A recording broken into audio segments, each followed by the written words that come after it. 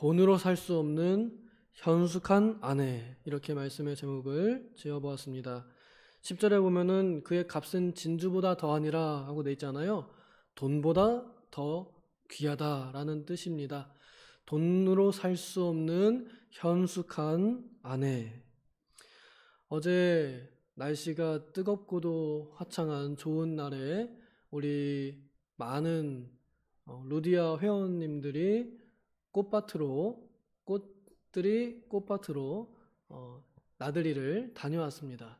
거기서 하나님의 아름다우심이 꽃에 얼마나 스며들어 있는지를 발견하며 감탄하고 하나님을 찬양하며, 그리고 무엇보다 꽃보다 더 아름다운 루디아 회원들 안에 있는 그리스도를 발견하고 함께 교제하며 하나님의 아름다움을 찬양하고 예배하는 야외 예배를 잘 다녀왔습니다. 제가 보면서 우리 그 루디아 어머님들 모여서 같이 노니는 모습을 보니까 마음은 다들 청춘이세요. 여전히 순수하고요, 소녀 같기도 하고 여전히 아가씨 같기도 하고 그렇습니다. 겉모습만 후패하고 속사람은 날로 새로워지는 모습을 보고 왔습니다. 그런 우리 루디아 회원님들, 성도님들을 보면서 참 귀하다, 그리고 정말 아름답다라는 그런 마음을 가지고 다녀왔습니다. 그러면서 이 잠언 31장이 생각이 났습니다. 우리가 아는 대로 잠언 31장은 가장 아름다운 여인이, 가장 아름다운 아내가 어떤 모습인지 가르쳐 주는 성경 말씀입니다. 새벽 시간이라 모든 그 구절을 다 일일이 볼 수는 없지만 어떤 여인이 아름다운 여인이요, 어떤 여인이 현숙하고 어떤 여인이 돈으로도 살 수 없는 여인인가 하는 것을 함께 말씀을 나누어 보고, 그리고 우리의 모습과 비추어 보는 시간을 가지면 좋겠습니다. 여기서 말하는 현숙한 여인이 돈으로 살 수 없다, 돈보다 더 값지다라고 했습니다. 돈 자체가 많은 것보다도 머리가 지혜로운 사람이 더 비쌉니다. 돈은 찍으면 나오지만 현숙한 사람, 여인, 똑똑한 사람은 돈으로 만들 수가 없습니다.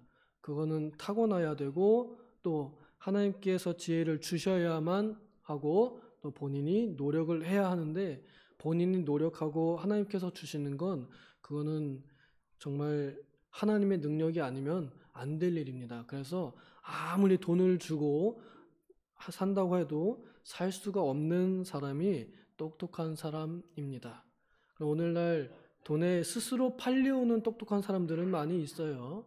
하지만 만들어지는 데에 있어서는, 또 찾는 데에 있어서는 하나님의 능력이 아니고서는 불가능합니다. 현숙한 아내는 하나님께서 찾아주시는 사람이기도 합니다. 그래서 그 잠언 다른 데 보면요, 아내를 얻은 자는 행복을 찾은 자이다 라고 말합니다. 이런 아내를 만난 사람은 행복을 찾은 사람들입니다. 우리가 남편들이죠. 한평생 살면서 행복을 추구하는데 이런 사람이 내 배우자다 그러면 그거 행복하다라는 말이 이 성경의 교훈입니다. 그러니까 돈이 많지 않아도 지혜로운 사람이 나의 배우자라면, 아내요, 남편이라 한다면 그러면 행복하다 하는 것이지요. 그럼 반대로 말해서 배우자가 현명하지 못하면 나는 미련한 것이다, 불행한 것이다 라고 이렇게 생각할 수도 있는데, 그런데 우리가 그런 이 불행감에 빠질 필요는 없습니다. 이미 그 옆에 있는 사람이 하나님께서 나에게 주신 현숙한 아내요, 또 남편이다, 배우자다, 이렇게 생각하는 사람이 지혜로운 사람, 현명한 사람이라 할 수 있겠습니다.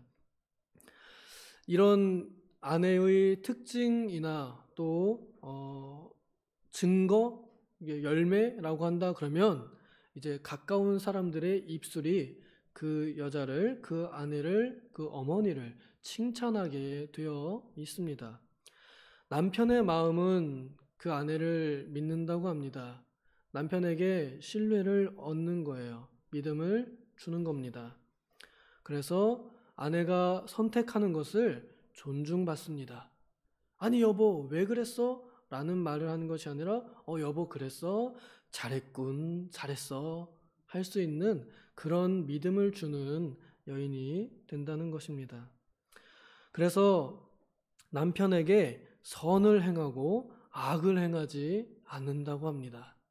잠언 다른 말씀에 보면요, 어진 여인은 남편이 칭찬받게 하고 기쁘게 하지만 못된 여인은 그 남편의 뼈를 썩게 만든다라고 이렇게 아주 세게 얘기합니다.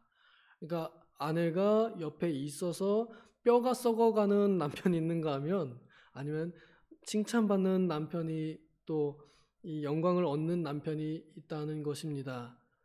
우리 루디아 성도님들은 어느 쪽에 속하시는지 한번 또 생각해 봐야 되겠고, 그리고 이 말씀이 딱 여자만을 지칭한 것이 아니라 그리스도의 신부된 모습으로 봤을 때는 남자들에게도 똑같이 개인적으로는 이 덕목들이 다 적용될 수 있습니다. 그래서 남자라고 해도 남편으로 인해서 아내가 뼈가 썩는 경우가 많이 있고요. 그리고 남편으로 인해서 아내가 행복한 경우가 있습니다. 우리 조선 사회는 술과 담배에 찌든, 그리고 도박에 찌든, 그리고 옛날에 그 첩을 많이 두는 문화였잖아요. 얼마나 남편들 때문에 할머님들이 더 많이 뼈가 썩었을지 저는 참 상상이 안 갑니다. 그래서 옆에 있는 사람으로 인해서 뼈가 썩거나 아니면은 영광을 얻거나 하는 이것이 돈보다 더 귀하다는 것입니다. 그러니까 내가 뼈를 썩지 않게 오히려 그 뼈가 더 튼튼해지게 더 보살펴주고 살려주는 아내요 남편이라 한다면 그 사람은 돈으로 살 수 없는, 돈보다 더 귀한 사람이라는 것이죠. 여기 구약에 보면은 룻이라고 하는 한 여인이 등장합니다. 룻이라고 하는 이 여인은 과부가 되었는데 시어머니가 믿는 하나님을 따라서 과부로 계속 지낼 것을 각오하고 시어머니를 따라갔던 여인이요, 시어머니의 믿음을 따라서 순종하며 열심히 일하는 가난한 과부였습니다. 이 여인이 나중에 부자인 남자와 결혼을 하지만 이제 다윗의 그 할아버지가 되겠죠. 그런데 결혼하기 전에, 재혼하기 전에 이미 칭찬을 받습니다. 너는 참 현숙한 여인이다 라고 인정을 받습니다. 그 안에 하나님이 있는 여자라 하면, 그 안에 하나님이 있는 사람이라 하면 현숙한 사람입니다. 그리고 그렇게 될 가능성이 무한한 사람입니다. 이런 여인은 부지런하게 일을 한다고 합니다.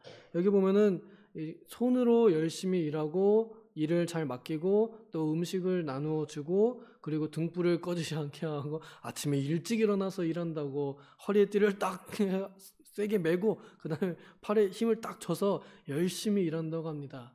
이거는 그저 안주인으로서 말로만 이래라 저래라 하는 것이 아니라 말로도 당연히 자기가 이 부려야 할 하인들에 대해서 세심하게 잘 지도한다는 것도 있고, 그리고 솔선수범하여 자기 손으로 일할 줄 아는 여인이다라는 의미도 가지고 있습니다. 우리 루디아 그 성도님들 봉사하는 모습 보면은 저는 여기에 나와 있는 이 덕목들이 많이 겹쳐 보여요. 특별하게 행사하는 날들 있잖아요. 어디 뭐 총회 목사님들 고기를 대접한다거나 아니면은 우리 교회에서 무슨 초청 잔치가 있어가지고 여러 그 교단 성도님들이 오는 행사가 있다거나 하면은 그러면은 며칠 전부터도 장 봐오고 그리고 특히 그 전날이나 혹은 새벽부터 종일 봉사하면서 남들 다 예쁘게 머리 치장하고 와서 예배드리고 있는데 봉사하시는 우리 루디아 어머님들만 머리가 그냥 새벽부터 일어나가지고 부스스한 그런 모습, 검으나 아름다운 그 모습으로 앉아 있습니다. 그렇게 부지런히 일하는 그런 모습들을 볼 때, 참 우리 루디아는 현숙한 루디아다 이렇게 보여집니다. 그래서 참 고생이 많으시고 성경이 이렇게 말하는 대로 잘 하고 계시다고 좀 성경으로 칭찬을 받으시면 좋겠습니다. 그 다음에 이런 여인들은, 현숙한 아내는 긍휼이 있는 손을 펴고 내밀어 줍니다. 긍휼이 있습니다. 대체적으로 자녀를 낳아본 아주머님들과 낳지 않은 아가씨들, 그리고 낳을 수 없는 남자들이 이 마음의 긍휼심이 좀 다른 것 같아요. 그러니까 직접 내 몸이 찢어지고 뼈가 꺾이는 고통을 당하면서 자녀를 낳아본 어머님들은 어느 정도 그 마음에 측은지심, 긍휼이 있는 것 같아요. 그런데 아직 못 낳아본 혹은 안 낳은 아가씨들은 좀 더 사납거나 좀 더 까다로운 그런 면이 있고, 그리고 절대 낳을 수 없는 남자들은 아주 무정해요. 이 긍휼이라는 게 별로 없고 그냥 공의만 가득 차가지고 자기가 판단관이 돼가지고 그냥 무슨 일이 있으면은 그랬어 속상하겠다가 아니라 그건 네가 이래서 잘못한 거야 이러면서 재판 먼저 하고 들어가는 아주 무정한 사람들입니다. 그래서 현숙한 아내들, 현숙한 여인들은 긍휼심이 더 많이 있는 것 같아요. 그래서 자녀를 낳아 기르는 것이 또한 성경이 권장하고 장려하고 칭찬하는 바입니다. 긍휼을 베풀어 손을 펴고 손을 내미는 일, 이 일은 성경이 우리 믿는 자들에게 특히나 믿는 자로서의 덕목으로, 증거로 강조하는 면이기도 합니다. 그러니까 정말 현숙한 여인, 그리스도의 지혜가 있는 여인이라 한다면, 그런 아내라 한다면, 그러면 그 손에 긍휼이 있는 사람입니다. 누가 무슨 말을 하거나 또 무슨 행동을 해서 나에게 피해를 입히든 그래도 내가 좀 참아보고, 그래도 그가 더 불쌍하다고 여기고 내가 먼저 손을 내미는 사람이에요. 기싸움 해가지고 제가 나한테 사과하기 전까지 난 인사도 안 할 거야 이렇게 생각하는 것이 아니라, 얼마나 힘들면 그러겠어, 얼마나 그 삶이 핍절하면, 얼마나 어려우면 그렇게까지 모질게 대하고 사납게 대할까, 나라도 잘 해줘야 되겠다라는 긍휼한 마음을 가지고 대하는 사람이 현숙한 사람이요, 그렇게 말하는 여인이 현숙한 여인이요. 특히 집안에 있는 아주 가녀리고 불쌍한 소년 같은 늙은이들, 늙은 남편들에게 긍휼로 대하시는 아내가 최고입니다. 남편들이요, 나이 들수록 더 비참해지고 불쌍해집니다. 어떤 장로님이 그런 간증을 하시더라고요. 자기 아내가 비달사순에서 머리 자르는 걸 배워왔는데 자기 아들은 막 자기가 돈 줘가면서 아들한테 머리 잘라준대요. 그런데 그 장로님은 약속을 해도 어기고 다음에 귀찮아. 그리고 어디 자르라 그러면은 저 욕실 그 의자 아세요? 쪼그려 앉는 거? 쪼그려 앉는 그런 의자에 앉아 여기 앉아 이렇게 해가지고 그 욕실에서 쪼그려 앉게 해가지고 잘라준답니다. 남편들이 얼마나 이 힘이 약해지고 마음이 여려지는지, 날이 갈수록 막 그랬어 괜찮아 라고 하는 남편보단 하나하나 꼬치꼬치 해물어가지고 따져가지고 자기가 더 뭐 잘났다 하고 하는 그런 심보를 가진 모습이 남편들의 마음이 약해져서 그렇습니다. 그런 남편들을 못되게 쳐다보는 게 아니라 아이고 불쌍해라 하고 이렇게 대해주는 사람. 그래서 불쌍한 집에 있는 어디 가서 밥 얻어먹겠어요? 나 아니요, 못 얻어먹을 거 아니에요. 돈 많은 것도 아니고 불쌍하니까 밥을 해주는 그런 여인들이 현숙한 아내요, 돈으로 살 수 없는 아내들입니다. 누가 돈 준다고 해서 이 영감들에게 밥을 해주겠습니까? 아내가 아니고서는 그렇게 못하겠죠. 이런 여인들은 또한 말도 지혜롭게 합니다. 26절에 보면은 그 입을 열어 지혜를 말하고 그리고 인애의 법을 말하며 사랑의 법을 말하며 라고 되어 있습니다. 입만 열면 집에서 따발총 쏘는 아주머님들이 계시고요. 입을 열면 그 입에서 긍휼과 사랑이 펄펄 나오는 우리 어머님들이 계십니다. 어제 우리 모여서 다 좋은 얘기들 하시면서 지나왔을 것입니다. 집에서는 또 어떻게 말씀하셨을지 모르겠습니다. 집에 있는 자녀들 그리고 남편들에게 그리스도의 법을 또 그리스도의 지혜를 가르치는 어머니, 아내 이런 사람들이 현숙한 아내들입니다. 기본적으로 예수님을 믿지 않으면 불가능하겠죠. 예수 그리스도의 십자가를 감사하지 않으면 그런 말이 나오지 못할 것입니다. 밖에서 예배한다는 게 쉬운 일은 아닙니다. 우리 예배할 때 이제 옆에 있는 이웃들에게 좀 눈치가 보이더라고요. 그래서 최대한 빨리 끝내려고 하는 그런 모습도 보이는데 그런데도 당당하게 찬송을 그냥 주님의 높고 위대하심을 내 영혼이 찬양하네 하고 높이 부르고 또 우리 부목사님 설교하실 때 아멘 아멘 하면서 다른 사람들이 볼 때는 정말 미쳤다고 볼 건데 그때 아랑곳 안 해요. 하나님 있으면 그걸로 할렐루야. 그냥 거기서 예배하는 것에 아주 진심으로 예배합니다. 그것이 하나님을 믿는 믿음과 그리스도의 십자가의 은혜를 감사하는 마음, 믿는 마음이 없으면 불가능하지요. 이런 사람들의 입에서는 이제 그리스도의 법이 나오게 되어 있습니다. 더 우리가 믿음 생활할수록 우리의 입술에서 사랑의 법이 나오게 되어 있습니다. 훌륭한 어머님들은 자녀들에게 사랑의 법을 가르쳐 줍니다. 우리 자녀들 교육하는 게 참 어렵습니다. 자녀들이 학교에서 뭘 잘못하고 와도 요즘에는 선생을 탓하는 게 요즘 부모들 좀 특징인 것 같은데 그런데 진짜 현숙한 어머님들은 야 그건 네가 이러이러해서 성경에 이렇게 한 내용들에 네가 잘못한 거다라고 이렇게 말해주면서 자기 자녀를 교육을 합니다. 그래서 하나님의 법, 사랑의 법 안에서 내 자녀가 성장해서 하나님을 사랑하고 이웃을 사랑할 수 있는 자녀로 기르고 또한 남편도 나를 통해서 내 입술을 통해서 내 입술의 열매로 남편이 하나님의 법을 알게 하고 그래서 하나님을 보게 하는 그런 그런 방향을 가진 입술이 현숙한 아내들의 입술입니다.